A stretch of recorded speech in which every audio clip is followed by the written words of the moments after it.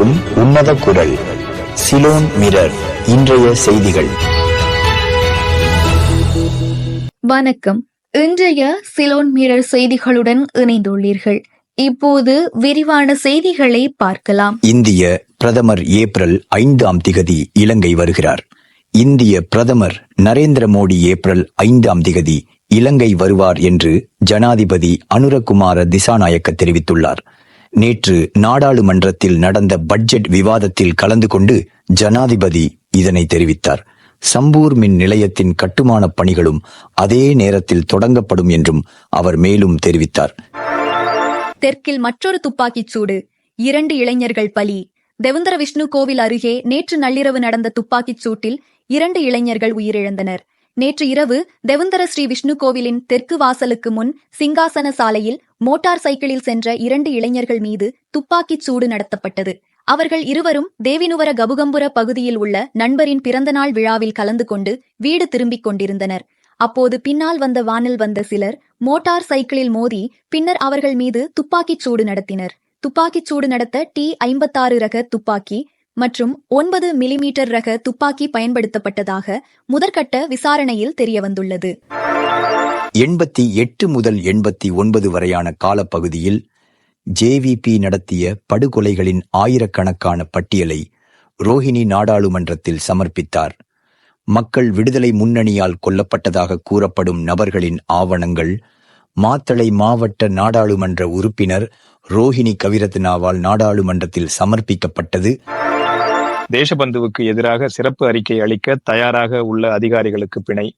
வெலிகம ஹோட்டலில் நடந்த துப்பாக்கிச்சூடு வழக்கில் நீதிமன்றத்தில் சரணடைந்த கொழும்பு குற்றவியல் பிரிவின் 7 முன்னாள் அதிகாரிகளில் 6 பேருக்கு பிணை வழங்கப்பட்டுள்ளது.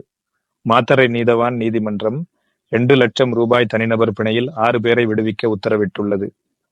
சரணடைந்த அதிகாரிகள் துப்பாக்கிச்சூடு சம்பவத்தின் நேரடி சாட்சிகள் என்பதால் அவர்களுக்கு பிணை வழங்க வழக்கறிஞர்கள் கோரிக்கை விடுத்தனர்.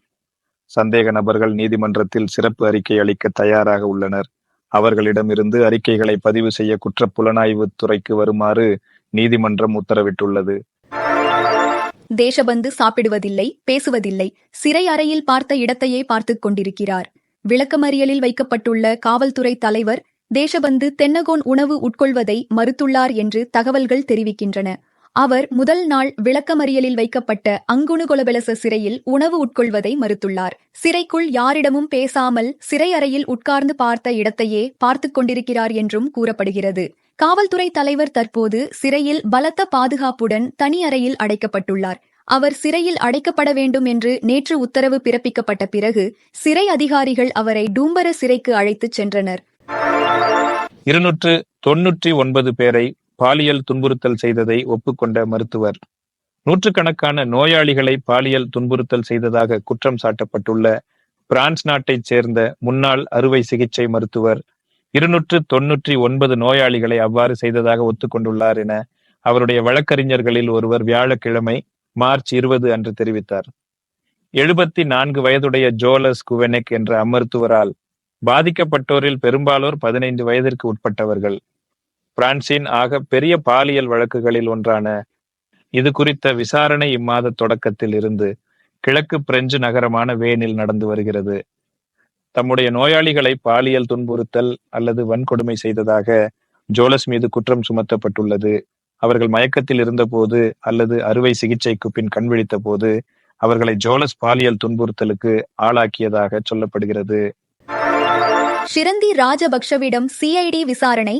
இம்புல்கொட விகாரை காணி ஷிரந்தி பெயரில் 2 நில பரிவர்த்தனைகள் தொடர்பாக முன்னாள் ஜனாதிபதி மனைவி ஷிரந்தி ராஜபக்ஷவுக்கு எதிராக விசாரணை நடத்த குற்றப்புலனாய்வு துறையிடம் கோரிக்கை விடுக்கப்பட்டுள்ளதாக துணை அமைச்சர் மஹிந்த ஜெயசிங்க தெரிவித்துள்ளார்.